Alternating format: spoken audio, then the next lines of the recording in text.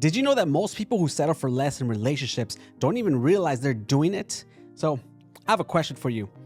If you knew, like without a doubt, that you were sacrificing your own happiness, your own future, your own self-worth for a relationship that was, beneath you, would you stay? Because reality is, most people, they don't make the decision to settle consciously. It's not like they wake up one morning and say, yeah, you know what? Today's a great day to lower my standards and destroy my self-respect. No, it happens gradually. It's like a slow leak in a sinking ship, and before they know it, they're drowning. But the question is, why? And more importantly, how do you stop it? But before I explain, if you want to know why stalking your ex's social media keeps you hurt after a breakup, then make sure you watch this video right here after you finish watching this one. And, I'll leave a link to the video, down in the description and in the comment section below. And don't forget to like and subscribe if you haven't already.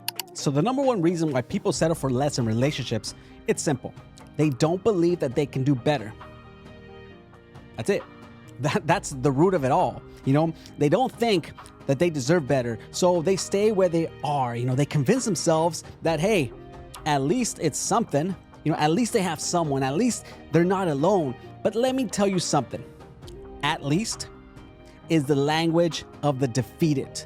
If you've ever told yourself, at least they love me sometimes, or at least, they don't cheat that much, or at least I'm not single, you are settling. And settling is nothing more than a slow death to your confidence, your dignity, and your future.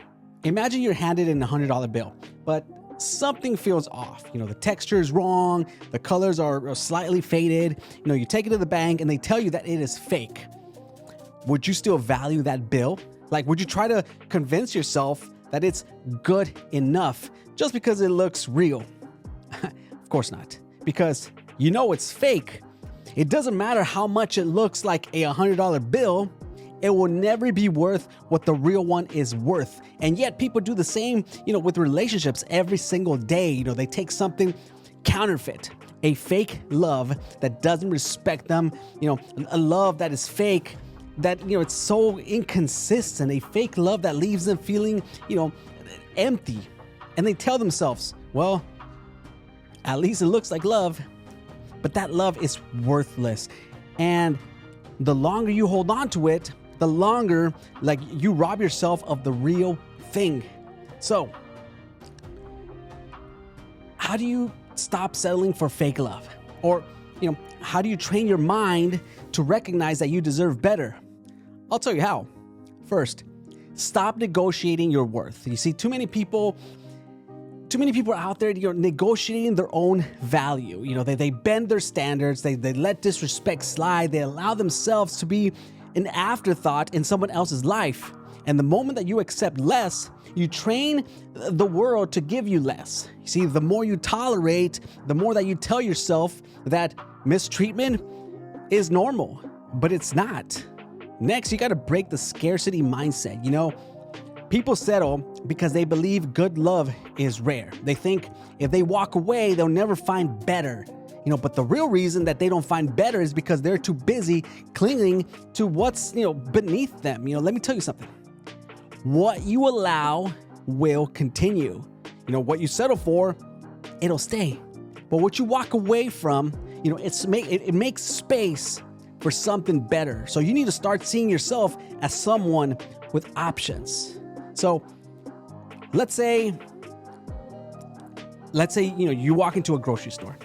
You see the basket, of apples. So you grab one and you look at it and you notice that it's bruised. You notice that it's soft and, starting, to rot a little bit.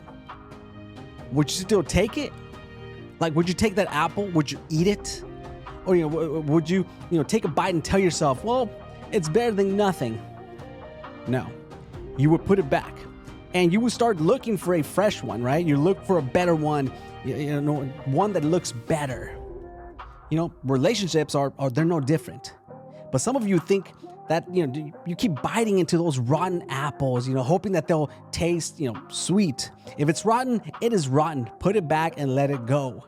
You know, I also believe that a big reason that people don't leave bad relationships, isn't love. It's fear. Fear that they're not enough.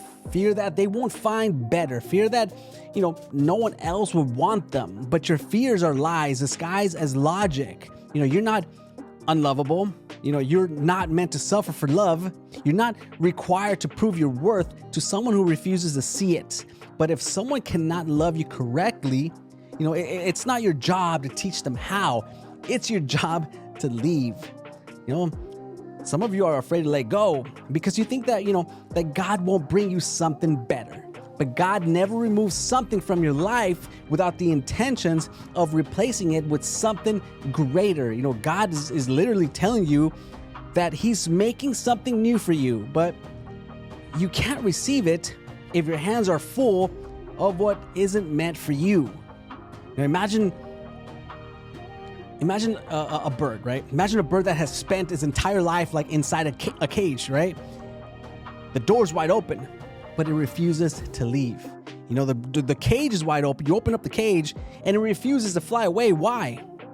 Because it has convinced itself that the cage is all that it knows. The world outside, it seems too big, too uncertain, too risky. But staying in the cage, doesn't mean that you're safe. It just means that you're trapped. And some of you are sitting in cages of your own. You're staying in relationships that, that just limits you. Thinking that settling is safer than flying, but it's not. 10 years from now, you will look back and thank yourself for leaving, or else you regret wasting years with someone who was never going to love you. You get one life, and every second you waste on the wrong person is a second that you steal from the life that you were meant to have. The relationships that you settle for today, it determines the love that you will have for the rest of your life. So ask yourself, is this the love that I want for the rest of my life? If the answer is no, then why are you still there? If this hit home for you, then drop a comment down below and tell me what your biggest takeaway was.